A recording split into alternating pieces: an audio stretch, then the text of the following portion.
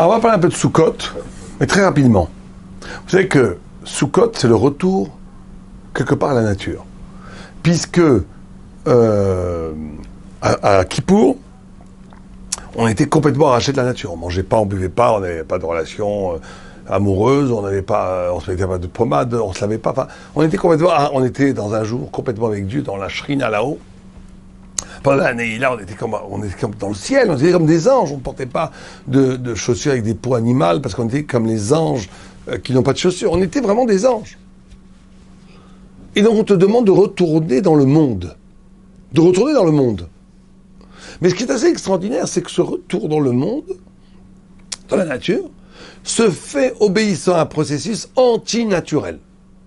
Puisque, normalement, Sukkot aurait dû être l'idée de tour après Pessah, puisque après la sortie d'Égypte, on était dans le désert, on n'avait pas de maison. Deux commentaires dans la Gemara, un qui nous dit c'était les Anané Akavod, les nuées célestes, d'autres, Rabbi Akiva nous dit non, c'était des cabanes que Jacob, etc., avait déjà préparées d'avance, des cabanes qui ont accueilli le peuple d'Israël. Bon. Donc, on aurait dû... Le miracle de Sukkot, de Anané Akavod, a eu lieu après Pessah. Or, dit le tour... Bon, il y a d'autres explications d'après le Gaon de Vilna. L'essence de Sukkot, c'est le Mishkan. C'est pas l'événement d'avoir trouvé des demeures dans le désert. C'est le retour de la Shrina, après l'expiation de Kippour. Donc là, ça marche que c'est après Kippour. Mais en tous les cas, pour le Pshat Pachout, que c'est par rapport aux cabanes, aux nunées, d'ailleurs, une des cabanas qu'on doit avoir à Sukkot, c'est par rapport à l'année à Kavod. Donc, c'est pas au bon moment. C'est pas au bon moment. On aurait dû faire Sukkot après Pessah. Bon, c'est une question très connue. Et le Tour dit, oui, on aurait dû faire Pessah, mais la Torah a déplacé la date, parce que si on était sorti dans des cabanes après Pessah, c'est quelque chose de naturel. En été, les gens, de façon naturelle, vont dans les cabanes. C'est l'été, c'est le printemps, c'est après Pessah, c'est le début du printemps. Il y a un mouvement d'exil, on sort de la maison.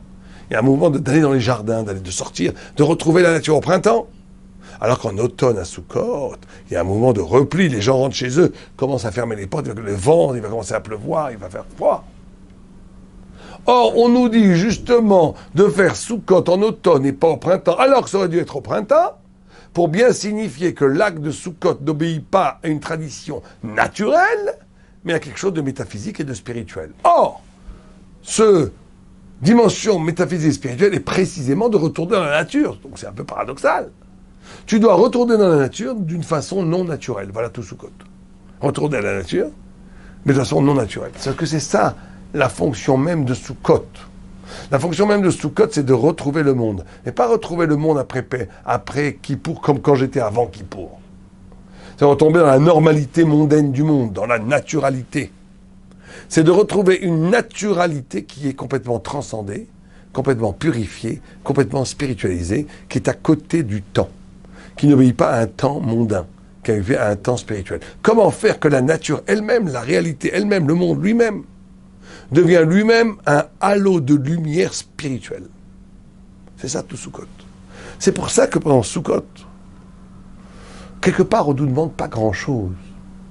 On nous demande d'être dans la soukha. C'est comme un acte d'être.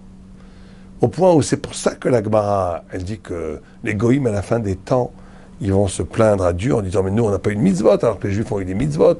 Donc c'est normal qu'ils étaient bien et que nous on a fait des bêtises. Dieu, alors il n'y a pas de problème, j'ai une petite mitzvah kala. Pourquoi une mitzvah kala? Pourquoi le midrash appelle mitzvah kala? Une mitzvah facile. Parce qu'il n'y a rien à faire. Les chefs à soukha. Être assis. Être. Soukha, c'est juste être.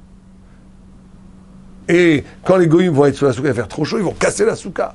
Comme pour te dire que être, simplement être, être dans la quiétude d'être face à Dieu, de ne pas être dans des clipotes, dans des écorces, de toujours avoir besoin de faire quelque chose, de réaliser quelque chose, de courir après quelque chose, simplement être. Être parfaitement dans le monde. Voilà tout Sukkot. Ça, celui qui n'a pas eu la Torah, il ne pourra pas. Il cassera la soukha. Parce que c'est très difficile d'être. Regardez les gens autour de vous. Regardez 5 minutes. Ils se lèvent. Même dans la Torah, on court. Attends, arrête-toi 2 secondes. Est-ce que tu es? Est-ce que tu as pu un seul instant regarder de façon magnifique tes enfants, ta femme, toi-même, Eretz Israël, le bonheur d'exister, le fait d'être là.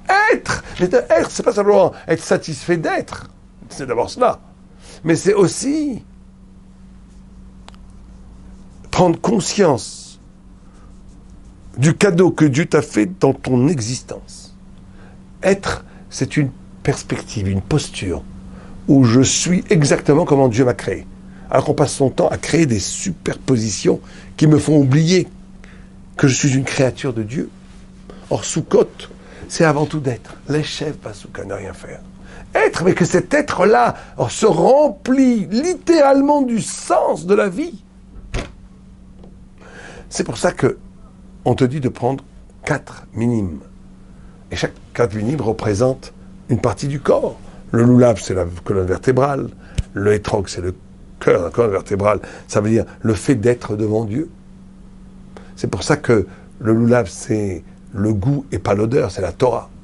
La Torah, c'est toujours le sens, la colonne vertébrale. La Torah, c'est la colonne vertébrale. C'est-à-dire que c'est vrai que tu n'as pas besoin de faire les mitzvot presque. Tu es là dans l'étude. Bien sûr qu'il faut faire les mitzvot, je ne parle pas de ça, mais je dis, l'étude, c'est pas le moment de faire les mitzvot, tu étudies maintenant. Tu es dans l'être. C'est-à-dire tu es dans la vérité, tu es dans ce vis-à-vis par rapport à une perspective de vérité, à mes vies, Yavid. On te dit le cœur, l'émotion, les trogues, la palpitation, qui est justement quand tu es capable, à un moment donné, de réaliser par l'action ce que tu as compris, c'est le bonheur. Quand ta vie rencontre le sens, c'est la simcha. C'est l'émotion, c'est le cœur, c'est l'épanouissement du cœur. Les hadassim, qui sont les yeux, le renouvellement du regard, les haravot, qui sont la bouche, le renouvellement de la parole et surtout la prise en charge du négatif du rachat. Parce que vous savez très bien que les trocs, c'est le tzaddik, qui est celui qui fait les mitzvot et qui étudie la Torah. Le hadas, c'est celui qui fait mais qui n'étudie pas. Le loulav, c'est celui qui étudie et qui ne fait pas assez. Et le haravot, c'est celui qui ne fait pas et qui ne dit pas, il n'a rien. Donc on dit, prends tout ça, prends toute la totalité de toi-même, la partie de toi-même qui étudie, la partie de toi-même qui fait, la partie de toi-même qui fait rien, qui le matin reste dans son lit parce qu'elle ne veut pas se lever, la partie de toi-même qui est rachat, qui a crié sur sa femme, ou sur son mari, la partie de toi-même qui est tzaddik, qui a donné une zaka, prends tout ça, mets-le dans tes mains et danse avec un inoua, fais-les bouger, danse avec. Danse devant Dieu, dans le Hallel. Danse. N'aie pas peur de prendre toutes les parties de ta vie et de les unifier, parce que tu dois retourner au monde après Kippour. Tu dois être capable, c'est ça que la tchouva permet, c'est pour ça qu'il n'y a pas de tchouva sans parole. Parce que la parole permet un dédoublement. Un dédoublement, ça veut dire qu'on peut se voir. Alpi shtaim edim yakum davar. Alpi shtaim. La parole, c'est sans vidouille. Il n'y a pas de tchouva, dit le Rambam. Parce que sans parole, il n'y a pas de dédoublement. La parole, elle est double.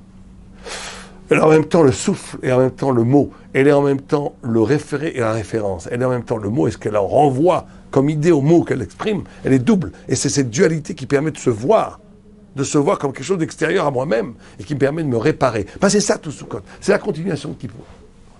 C'est la tchouva de Kippour qui est transformée en danse de joie. La parole de vidouille de la tchouva de Kippour a permis de me dédoubler et de voir, oh là ça va pas, je répare, là ça va, j'amplifie, tac. De devenir un mannequin, de devenir un arlequin, de devenir une sorte de jouet dans les mains de Dieu. Eh bien je prends tout ce jouet-là, je le mets ensemble comme il faut, et je danse avec, je donne tout ça à Dieu. Au point où à la fin de Sukkot, c'est pas un hasard, c'est un Simchat Torah. Parce qu'à la fin, à Shmini Atzeret, on dira, t'as même plus besoin des minimes. T'as même plus besoin d'Asuka. Toute la splendeur de cette vérité d'être, de cette vérité d'un retour à la nature qui passe par une transfiguration du divin dans la vie elle-même, tu l'as à l'intérieur de toi. On ne trouve pas de mitzvot à Shmini Atzeret. Il y a juste une chose, on danse. Nous-mêmes. C'est-à-dire que je suis devenu le Loulav, je suis devenu le Hadas, je suis devenu la Haravot, je suis devenu le cœur palpitant des Trogues, je suis devenu les Arba Minim vivants. J'ai intégré. Et là, je danse, et je fais sortir toutes les clipotes par la sueur, au point où la Rizal dit que la sueur que tu produis, à Simchat Torah, c'est un bouclier, une carapace, qui est plus fort que les flammes de l'enfer, qui n'auront pas de prise sur toi. Et donc, c'est le summum de l'année, c'est Simchat Torah. Après Sukkot, quand on est arrivé à un moment donné où on a tellement intégré tout le processus des 51 jours,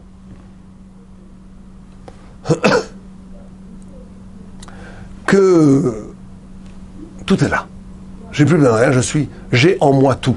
J'ai en moi le jour du jugement, j'ai en moi le jour de la tchouva, j'ai en moi le jour que je suis dans l'être devant Dieu, j'ai en moi les 4 minimes, j'ai tout. Et je danse parce qu'il n'y a plus en od milvado. Je danse de joie et mon corps tout entier devient un arba minime, un bouquet vivant qui ne pense qu'à une chose, donner du kavod à Kadosh Baruch Hu, à notre Créateur. Aleva Elenu.